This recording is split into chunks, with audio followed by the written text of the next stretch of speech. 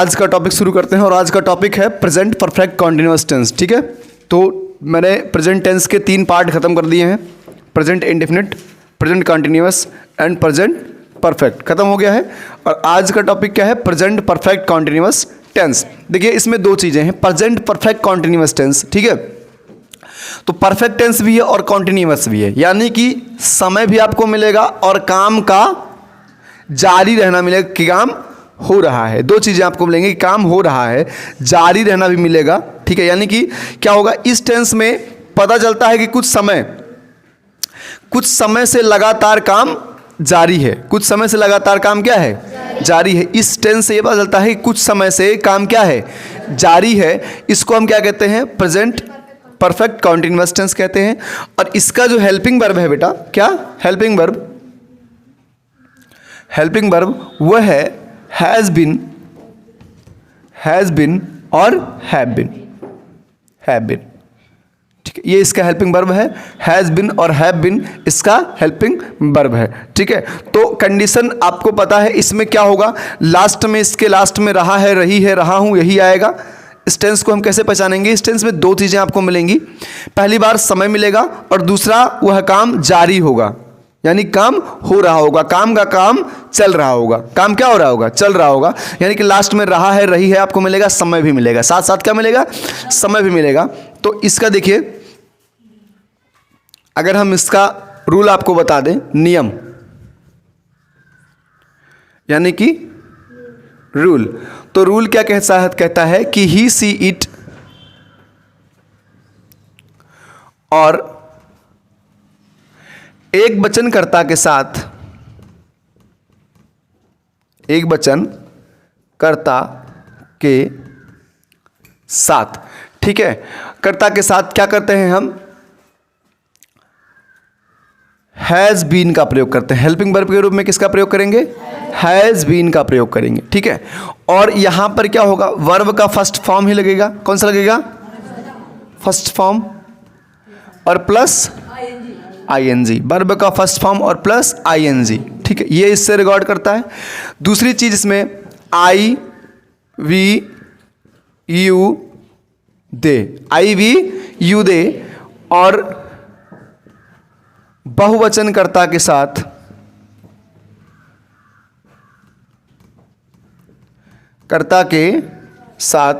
हम किसका प्रयोग करेंगे?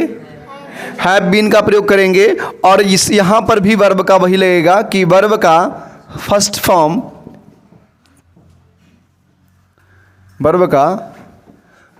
प्लस आईएनजी, यहां पर भी वर्ब के साथ वही कंडीशन जुड़ेगा। जो कंडीशन ऊपर वाले के साथ होगा वही कंडीशन नीचे वाले के साथ होगा। अब देखिए, हैज, हमने इसके पहले परफेक्ट टेंस में हैज को लगाया था इस कंडीशन में, परफेक्ट टेंस में। ठीक है, तो हैज बिन भी यहां पर इसी कंडीशन में ही लगेगा।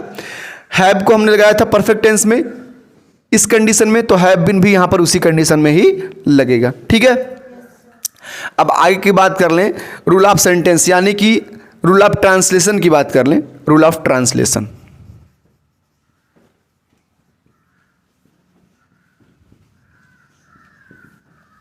रूल ऑफ ट्रांसलेशन की बात कर लें तो रूल ऑफ ट्रांसलेशन क्या कहता है, इसको हम बढ़िया समझेंगे। सबसे पहले सब्जेक्ट का यूज करेंगे। किसका यूज करेंगे? प्लस किसका यूज करेंगे? हैज बीन या हैव बीन का यूज करेंगे। प्लस किसका यूज करेंगे? वर्ब का first form plus ING. Plus हम किस चीज का यूज करेंगे? इसके बाद हम फॉर या सिंस का यूज करेंगे। किसका यूज करेंगे? फॉर या सिंस का यूज करेंगे। प्लस ऑब्जेक्ट का यूज करेंगे और प्लस यहां पर क्या हो जाएगा? अदर हो जाएगा। ये कंडीशन हमको हमेशा याद रहे कि यहाँ पर फॉर या सिंस का यूज होगा। अब कहाँ पर फॉर का यूज करेंगे और कहाँ पर सिंस का यूज करेंगे, इस चीज को हम बता दे रहे हैं। फॉर का यूज कहाँ करेंगे और सिंस का यूज कहाँ करेंगे। ठीक है, कहाँ पर फॉर का यूज होगा और कहाँ पर सिंस का यूज होगा। तो यूज ऑफ फॉर की बात कर लें। फॉर का यूज कहाँ करेंगे? तो फॉर का यूज कहाँ करते हैं बेटा? तो फॉर का यूज करते हैं ड्यूरेशन ऑफ टाइम, जहां पर टाइम का ड्यूरेशन दिया हुआ हो। ड्यूरेशन ऑफ टाइम, यानी कि समय की अवधि दी गई हो। क्या दी गई हो? अवधि, समय की अवधि दी गई हो।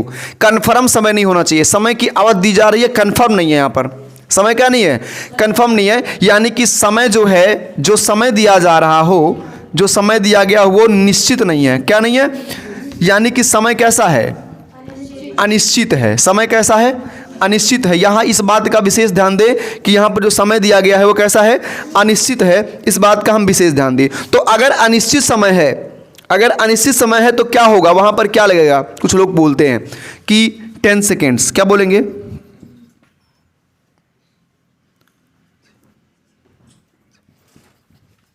10 सेकेंड्स बोल सकते हैं, या बोल देंगे 10 मिनट। क्या बोल देंगे? 10 मिनट बोल देंगे, या बोल देंगे 10 हावर। मतलब कुछ भी यहाँ पर बोल सकते हैं, 10 हावर्स बोल सकते हैं। हाँ, यहाँ पर कुछ भी बोल सकते हैं। या आप बोल दो 4 वीक्स, 4 वीक्स बोल दो, या आप बोल दो 3 डेज। ठीक है, यहाँ कंफर्म नहीं है। 3 दिन से काम हो रहा है। कितने दिन से? 3 दिन से काम हो रहा है। 3 दिन से काम हो रहा है। 3 दिन किस दिन? 3 दिन से काम हो रहा है ये नहीं पता कि आने वाले 3 दिन से काम हो रहा है, कि अब यहाँ जो काम चल रहा है इसके 3 दिन से काम हो रहा है, ये कंफर्म नहीं है। ठीक है, यहाँ पर क्या है? देखिए 6 मंथ्स बोल सकते हैं, कुछ भी 6 मंथ्स,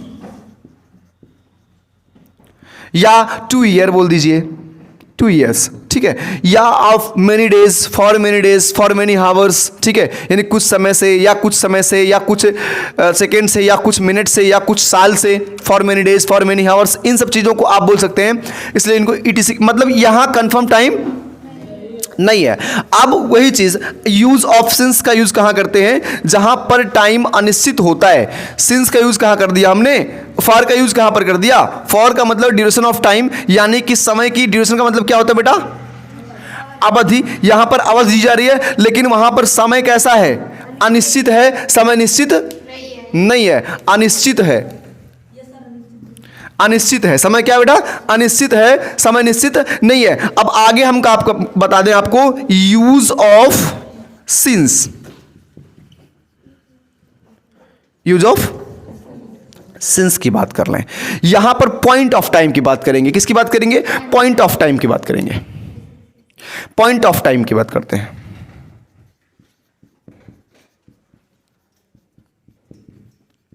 पॉइंट ऑफ टाइम, यानी कि जो समय होगा ये कैसा होगा?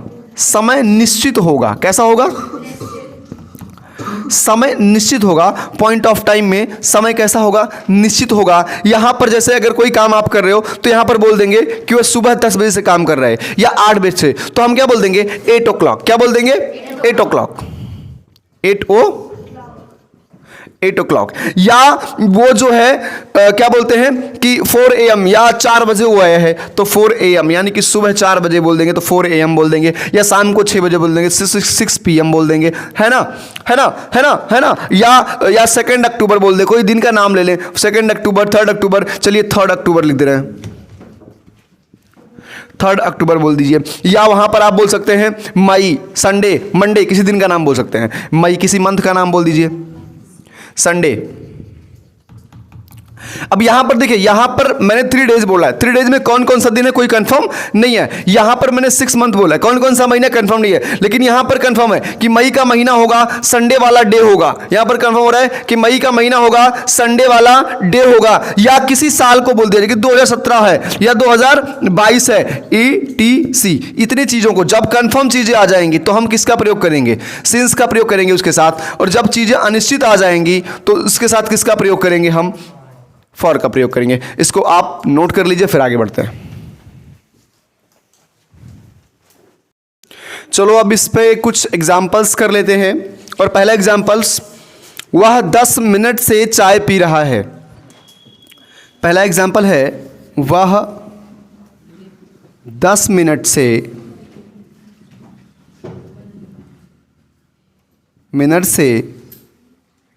चाय पी रहा है। चाय पी रहा है, वह 10 मिनट से चाय पी रहा है। तो सबसे पहले यहाँ पर लिखा क्या है? पहले इन सब चीज़ों को हम देख लें, इन सब चीज़ों को देख लें, समझ लें और कैसे इसको करना है इसको जान लें। सबसे पहले हमको सब्जेक्ट का यूज़ करना है। तो सब्जेक्ट क्या है? सब्जेक्ट क्या बेटा? तो वहाँ की अंग्रेजी क्या हो जाएगी? ही हो जाएगी। फिर उसके बाद मैंने कहा कि सब्जेक्ट के साथ हम इसको वही के साथ क्या लगाएंगे, हैज़ या हैव, हैज़ बीन, तो क्या हो जाएगा, he has been, he has been. उसके बाद वह 10 मिनट से चाय पी रहा है, तो चाय को पी रहा है, टेकिंग मीन्स क्या होता है, टेकिंग मीन्स क्या होता है, पीना, तो यहां क्या हो जाएगा, taking, taking, taking, taking tea, taking tea. तो यहां बताइए टेकिंग टी के बाद फॉर लगाएंगे या सिंस लगाएंगे, फॉर लगाएंगे, तो टेकिंग टी फॉर 10 मिनट्स, कितने मिनट्स, इसको या तो ऐसे लिखिए, लेकिन ऐसे नहीं लिखिए, अच्छा नहीं लग रहा है, यहां लिखिए 10 मिनट्स,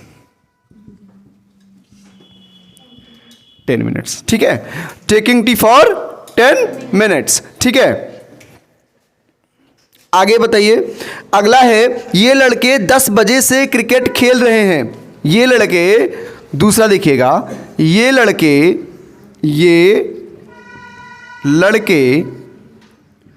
10 बजे से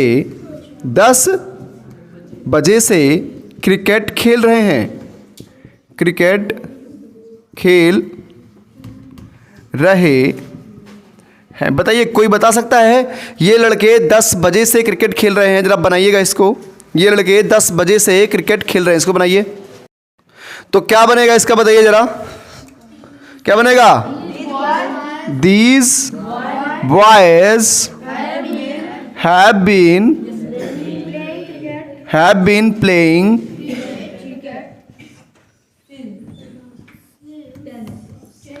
cricket since 10 o'clock। समझ में आया? चलिए नेक्स्ट तीसरा करके बताइए आप लोग। तीसरा है कि माली 2 घंटे से पौधों में पानी दे रहा है, माली 2 घंटों से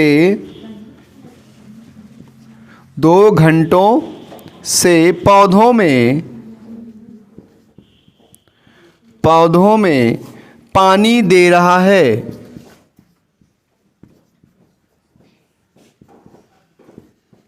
पानी दे रहा है, इसको करके बताइए। चलिए इस सेंटेंस को बनाते हैं, बताइए क्या होगा। द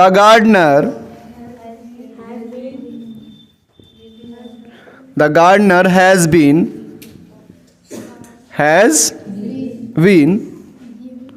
वाटरिंग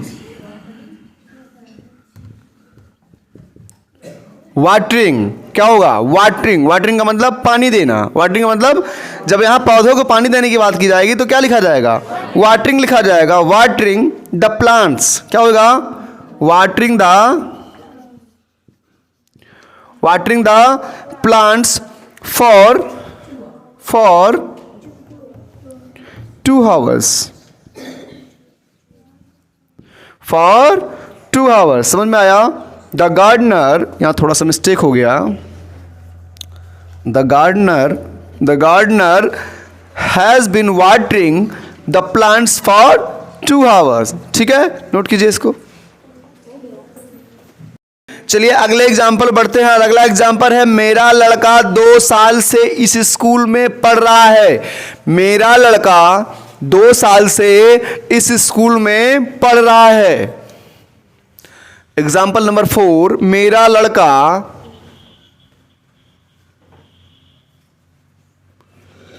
2 साल से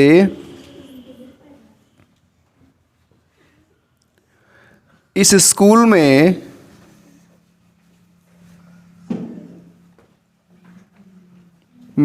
पढ़ रहा है,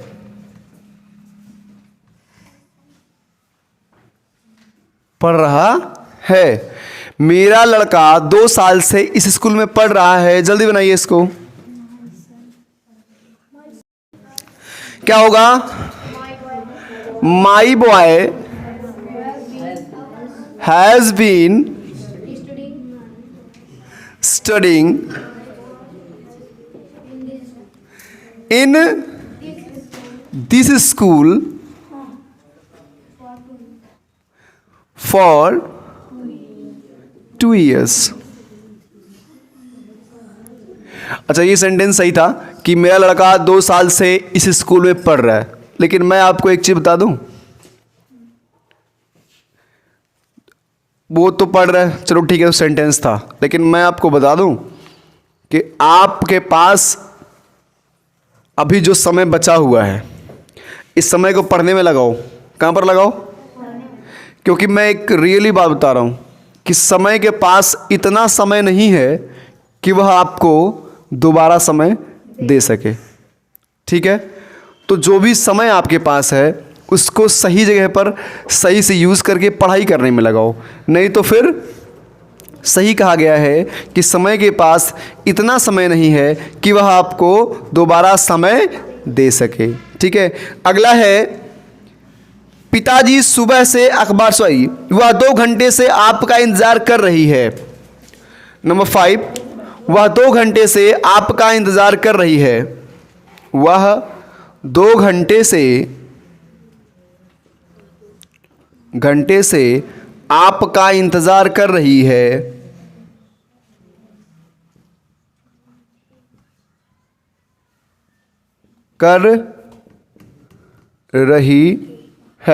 वह 2 घंटे से आपका इंतजार कर रही है। इसको बनाइए।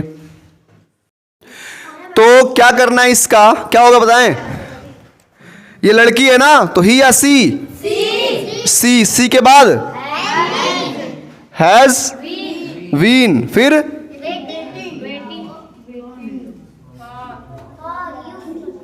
वेटिंग की स्पेलिंग बताओ, कंफ्यूज हो गया मैं। WAITING, waiting for you for 2 hours, for 2 hours। और उसके बाद साथ साथ आपको एक बहुत बढ़िया तोहफा दे रहा हूं, होमवर्क का। इससे अच्छा तोहफा आपके लिए कुछ हो ही नहीं सकता, है ना। सबसे अच्छा तोहफा होमवर्क का है कि पिताजी सुबह से अखबार पढ़ रहे हैं। दूसरा है, लड़के 1 घंटे से स्विमिंग पूल में नहा रहे हैं। तीसरा है, वह शरारती लड़का 10 बजे से पतंग उड़ा रहा है। चौथा है, वह बरसों से इस क्षेत्र में कार्य कर रही है। 5वां है, मैं 1 साल से दिल्ली में रह रहा हूं। और इसके बाद वाला जो कंटेंट होगा नेगेटिव और इंट्रोगेटिव, इसके अगले वीडियो मिलेगा, और बने रहिएगा हमारे साथ, क्योंकि पूरा टेंस क्लियर होगा। इसके बाद एक्टिव पैसिव और नरेशन के लिए आप तैयार रहिएगा।